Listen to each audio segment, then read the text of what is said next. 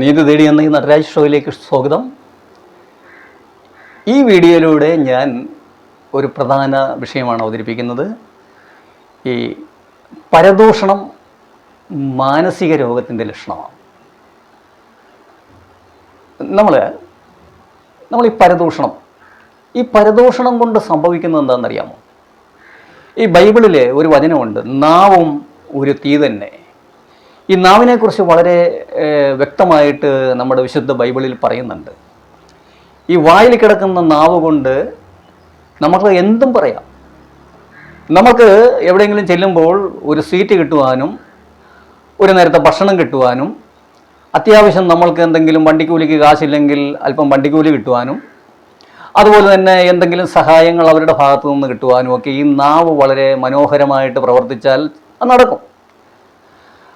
ഹൃദയമുള്ള ആളുകളാണെങ്കിൽ തീർച്ചയായിട്ടും നമ്മുടെ നാവ് നല്ല രീതിയിൽ പ്രയോഗിക്കുകയാണെങ്കിൽ, നല്ല മധുരമുള്ള നാവാണെങ്കിൽ തീർച്ചയായിട്ടും ആവശ്യമായ സഹായങ്ങൾ കിട്ടും.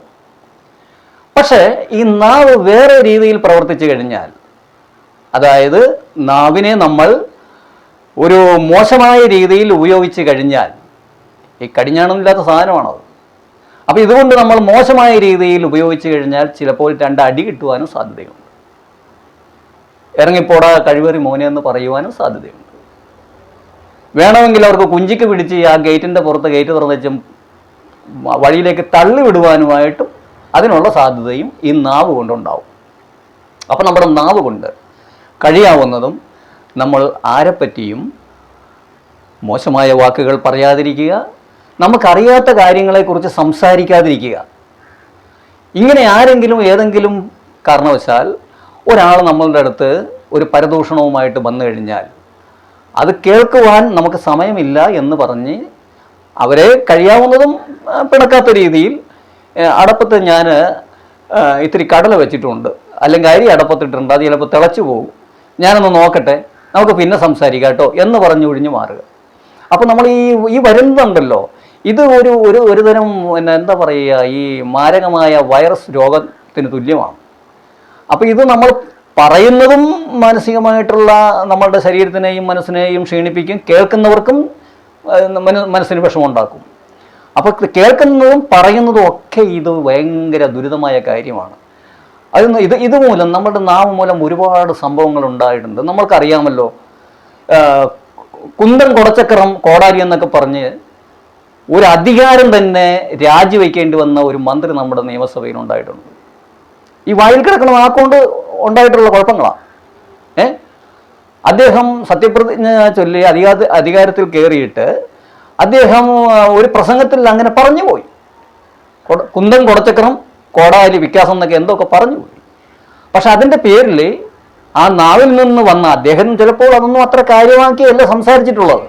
പക്ഷെ അദ്ദേഹത്തിൻ്റെ നാവിൽ നിന്ന് വീണുപോയ ആ വാക്കുകളുടെ അടിസ്ഥാനത്തിൽ അദ്ദേഹത്തിൻ്റെ അധികാരം വരെ രാജിവെക്കേണ്ട സാഹചര്യം ഉണ്ടായിട്ടുണ്ട്. ഇതുപോലെ പല പ്രശ്നങ്ങളും നമ്മളുടെ സമൂഹത്തിൽ ഉണ്ടായിട്ടുണ്ട്. അടിപിടി, കലഹം, പോലീസ് കേസ്, കോടതി കേസ്, അങ്ങനെ പലതരത്തിലുള്ള സംഭവങ്ങളും ഉണ്ടായിട്ടുണ്ട്. അധികാര സ്ഥാനങ്ങൾ വരെ തെറിച്ചു പോകുന്ന സാഹചര്യങ്ങൾ ഉണ്ടായിട്ടുണ്ട്. അപ്പോൾ മാന്യജനങ്ങളോട് ഞാൻ പറയുന്നത്, കഴിയാവുന്നതും നമ്മൾ അങ്ങോട്ട് ആരോടും നമ്മൾക്ക് അറിയാൻ വയ്യാത്ത കാര്യങ്ങളെ സംബന്ധിച്ച്, അറിയാൻ വയ്യാത്ത മനുഷ്യരെ സംബന്ധിച്ച് അപവാദങ്ങൾ പറയാതിരിക്കുക. ഇങ്ങോട്ട് ആരെങ്കിലും അതുപോലെ വന്നു കഴിഞ്ഞാൽ, നമ്മളെ കേൾപ്പിക്കാൻ വന്നു കഴിഞ്ഞാൽ നമ്മൾ ഒഴിഞ്ഞു മാറുക, അത് കേൾക്കാതിരിക്കുക. അങ്ങനെ വരുമ്പോൾ നമ്മൾക്കും സുഖം, അവർക്കും സുഖം. അപ്പോൾ ഈ കാര്യം മനസ്സിലാക്കിക്കൊണ്ട് മാന്യ പ്രേക്ഷകർ ഇതൊന്ന് മനസ്സിലാക്കി വയ്ക്കുക, ഇത് മനസ്സിൽ കരുതുക. മാനസിക ആ ഒരു വൈകല്യം, ഈ നുണ, പരദൂഷണം, കുശുമ്പ്, കുന്നായ്മ, അപവാദ പ്രചരണങ്ങൾ, ഇതെല്ലാം നമ്മളുടെ മനസ്സിനെയും ശരീരത്തിനെയും ക്ഷീണിപ്പിക്കും. അതുവഴി സമൂഹത്തിൽ ഒരുപാട് പ്രശ്നങ്ങൾ, ഗുരുതരമായ പ്രശ്നങ്ങൾ ഉണ്ടാകും. അങ്ങനെ ഉണ്ടായിട്ടുണ്ട്. ഞാൻ നേരത്തെ പറഞ്ഞില്ലേ, അധികാരം വരെ നഷ്ടപ്പെട്ടു പോയിട്ടുണ്ട്. അപ്പോൾ അതുകൊണ്ട് ഇത് മനസ്സിൽ മാന്യ പ്രേക്ഷകർ വയ്ക്കുക. നമ്മൾ ഈ പരദൂഷണം ഒരു മാനസിക വൈകല്യമാണ്. അത് നമ്മൾ അതിന് വിധേയപ്പെടാതിരിക്കുക, അത് നമ്മൾ പറയാതിരിക്കുക, അത് നമ്മൾ കേൾക്കാതിരിക്കുക. നന്ദി, നമസ്കാരം.